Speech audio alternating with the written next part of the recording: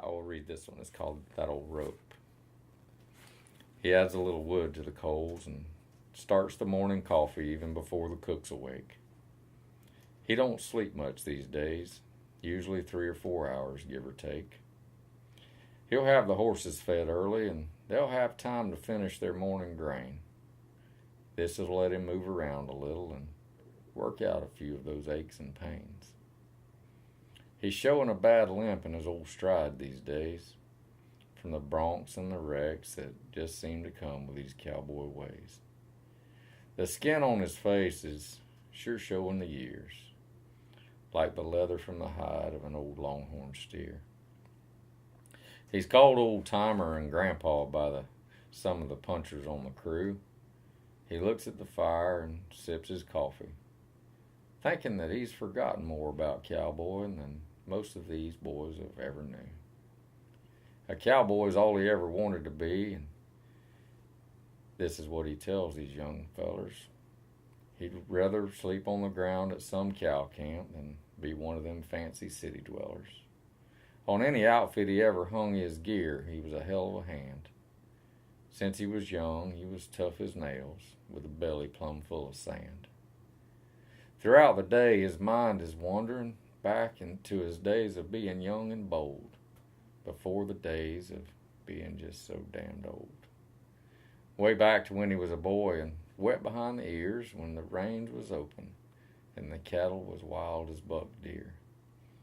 He thinks back to that wreck down on the 36 brand in 65.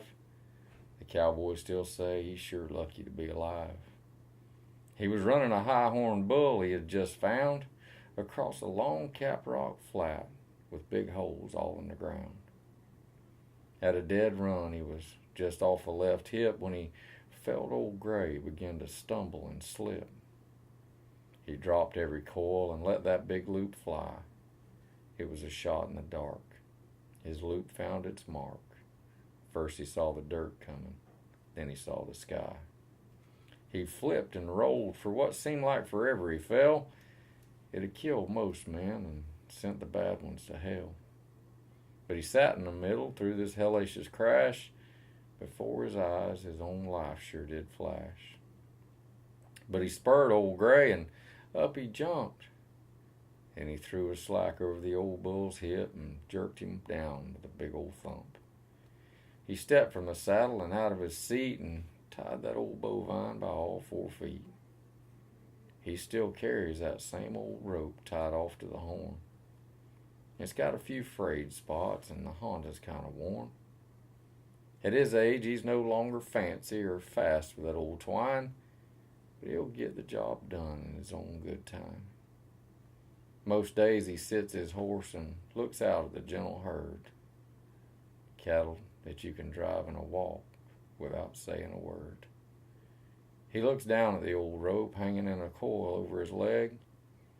He looks at the herd, wishing he could beg for one of these old cattle to break and run and bring a smile to his face so he could shake out a loop and give one last chase. He'd run him hard without the fear of injury or dying. He'd spur his old horse hard and send that big loop flying.